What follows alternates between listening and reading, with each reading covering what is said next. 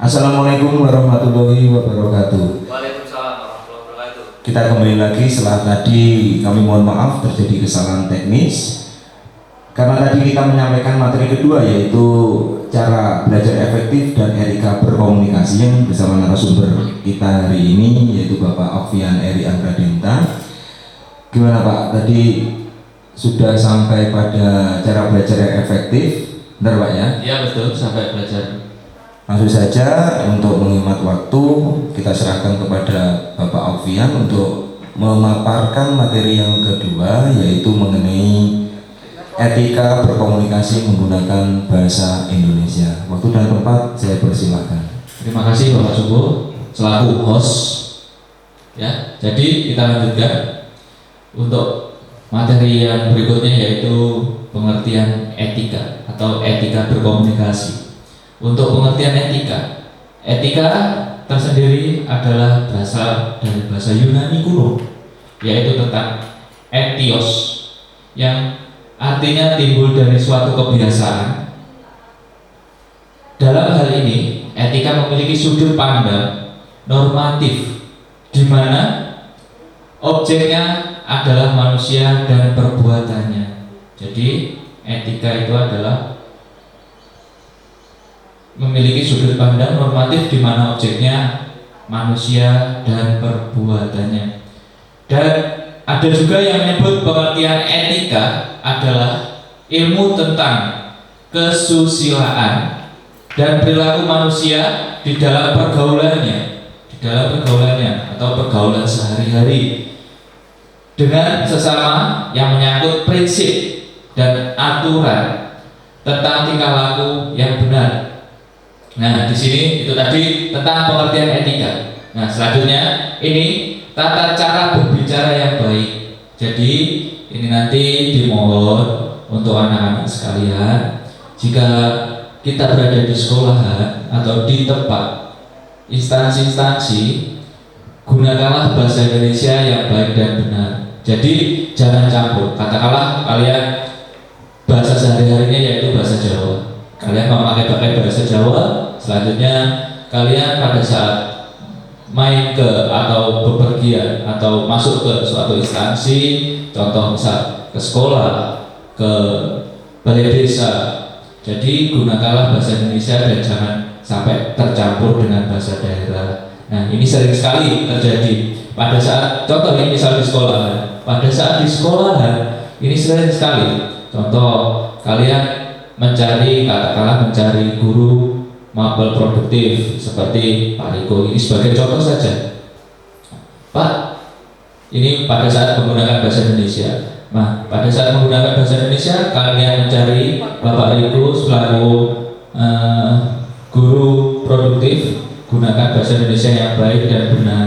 Nah, jadi itu nanti kalian pasti bisa berusaha atau mencoba tidak mencampur adukan antara bahasa Jawa ke Indonesia ataupun sebaliknya Indonesia ke Jawa. Nah, di sini tata cara berbicara yang baik. Yang pertama, bersikap ramah kepada siapapun. Nah, jadi bersikaplah ramah kepada siapapun. Yang kedua, ucapan harus jelas dan mudah dimengerti. Yang ketiga, menggunakan bahasa Indonesia yang baik dan benar. 4.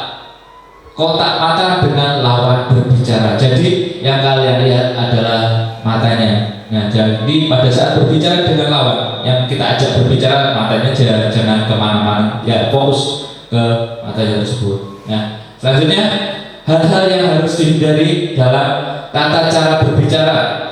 Ini ada 7 poin. Poin yang pertama, membicarakan hal-hal yang dapat menyinggung perasaan orang lain. Ini tolong dihindari sekali. Walaupun biasanya pada saat di kelas, anak-anak seringkali kalian bersendau gurau, ya, yang biasanya body shaming, tolong itu jangan dilakukan lagi untuk body shaming. Yang ada cuma ya bercanda-bercanda kadarnya, jangan sampai mengenai perasaan atau teman tersebut. Jadi nanti kalian akan bisa timbul suatu permasalahan lain lagi. Selanjutnya untuk nomor 2, mempermalukan orang lain. 3, memborong seluruh pembicaraan. Nah, ini Biasanya ini untuk poin ketiga saya jelaskan sedikit, memborong seluruh pembicara. Pada saat ada diskusi, ini nanti mungkin kalian pada saat pembelajaran kita menggunakan Kurtilas kurikulum 13. Jadi kalian akan ada diskusi, ada forum, ada moderator, terus pembawa acara, narasumber segala macam. Nah, pada saat ada perdebatan, dengarkanlah yang memberi masukan, jangan langsung dipotong. Dengarkanlah dulu semua pembicara sampai habis. Jika ada pendapat yang lain, baru pembicara atau yang memberi materi tadi selesai, baru berbicaralah yang baik dan benar menggunakan bahasa Indonesia. Selanjutnya nomor 4, memotong pembicaraan orang lain. Nah, ini yang barusan saya jelaskan tadi. Selanjutnya, berbisik-bisik dalam suatu pertemuan. Nah, ini kenapa berbisik-bisik dalam suatu pertemuan masuk ke dalam hal-hal yang harus dihindari dalam tata cara berbicara. Dikarenakan berbisik-bisik pada suatu pertemuan itu adalah hal atau perilaku yang kurang sopan. Selanjutnya, menyela pembicaraan tanpa diminta. Nah, ini tolong dihindari sekali ya, menyela pembicaraan tanpa diminta. Jadi pada saat rekan atau teman kalian berbicara panjang lebar, tiba-tiba kalian memotong di tengah jalan, ini jangan sampai terjadi, atau usahakan tunggu dulu sampai pembicaraan itu selesai, baru kalian bisa membuat atau memberi sepatah dua kata yang apa yang akan kalian pendapatkan. Selanjutnya nomor 7 atau poin ke-7, berbicara sambil bertolak pinggang. Nah, ini kalau misalnya berbicara seperti itu, seperti apa ya? Seperti kayak nantang katakanlah. Kenapa? Soalnya dari attitude atau dari body language. Nah, jadi sikap berbicara dengan yang lawan kata kalian itu seperti seolah-olah menantang. Kalau misalnya dengan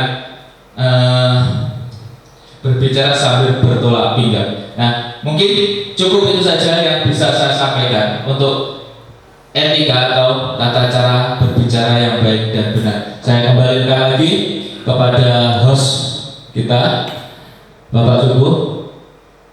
Ini terima kasih. Terima kasih Pak Fian atas pemaparan mengenai etika berkomunikasi dengan bahasa Indonesia. Poin yang harus kita garis bawahi yang bisa saya dapatkan yaitu tentu saja kita sebagai orang Jawa, mayoritas tentu kalian yang ada di rumah, siswa baru SMK Veteran 1 Tulungagung yang kelas 10 baru ini mayoritas tentu saja adalah orang Jawa. Jadi kalau orang Jawa itu punya paribasan yaitu ajining rogo saka busana, ajining diri ana ing lati. Mungkin itu bisa jadi patokan. Artinya adalah ajining busana, ajining rogo saka busana yaitu harga diri seseorang itu bisa dilihat dari segi fisik, dilihat dari pakaiannya. Oleh karena itu maka nanti ketika kalian bersekolah wajib menggunakan pakaian yang rapi, pakaian yang sopan, yang dimasukkan bersepatu. Jangan sampai ada anak yang bersekolah tetapi bajunya tidak dimasukkan. Jadi memang wajib dimasukkan. Kemudian yang kedua, ajining diri ono ing lati, yaitu harga diri seseorang, sifatnya, karakter isi hatinya itu didapatkan dari ucapan dan perkataannya. Jadi ketika berkomunikasi dengan orang lain tentu saja kita harus mengetahui posisi kita. Kita harus menghormati lawan bicara kita. Jangan sampai ketika kita berkomunikasi dengan orang lain, apalagi dengan bapak ibu guru kita yang tentu saja di rumah di sekolah sebagai pengganti bapak ibu kalian di rumah, itu dengan nada bicara yang kasar dan dengan atau tidak menggunakan sopan santun yang tepat. Itu saja mungkin poinnya yang didapat, gitu Pak Fian ya. Demikianlah tadi anak-anakku sekalian yang ada di rumah untuk materi MPLS kita hari kedua mengenai cara berkomunikasi dengan bahasa Indonesia. Meskipun kita lewat jarak jauh melalui media sosial YouTube utamanya, tetapi saya harapkan kalian di rumah tetap bersemangat, tetap berdoa, ikuti protokol kesehatan yang sudah ditetapkan pemerintah. Tidak usah bandel. Jika memang harus keluar rumah, maka upayakan wajib memakai masker dan selalu jaga jarak atau physical distancing dengan orang lain agar mata rantai penyebaran virus COVID-19 dapat segera teratasi dan kita dapat kembali ke sekolah. Tentu saja belajar di sekolah akan lebih riang, Bapak Ibu guru juga akan lebih senang dan kalian bisa bersosialisasi dengan teman-teman barumu. Kita ketemu lagi besok, tapi sebelumnya kita iya dulu supaya tambah semangat meskipun siang hari sudah jam 12 lewat, sudah jam 12 ya. Kita tetap semangat, kita iya dulu seperti tadi. Siapa anak-anakku yang di rumah ikuti iya dari Pak Suku. SMK bisa, SMK hebat, SMK bisa hebat, SMK veteran jaya luar biasa. Kita ketemu lagi besok untuk MPLS hari ketiga, yang mana nanti absensi maupun juga link live streaming YouTube akan dibagikan di grup WA kalian masing-masing. Jadi yang ada di rumah silahkan terus pantau ya grup gugus kalian masing-masing, karena di sana akan ada pengumuman-pengumuman terkait agenda besok. Dan satu hal lagi, jangan sampai lupa untuk mengerjakan tugas-tugas MPLS pada hari ini, yaitu mengupload video kamu yang sedang menyaksikan live streaming ataupun juga konten YouTube kita hari ini. Kemudian upload ke IG Instagram kalian masing-masing. Dan jangan lupa tag ke SMK Veteran 1 Tulungagung, kemudian pakai hashtag MPLS Veteran Sehat 2020. Demikian yang dapat saya sampaikan. Wassalamualaikum warahmatullahi wabarakatuh.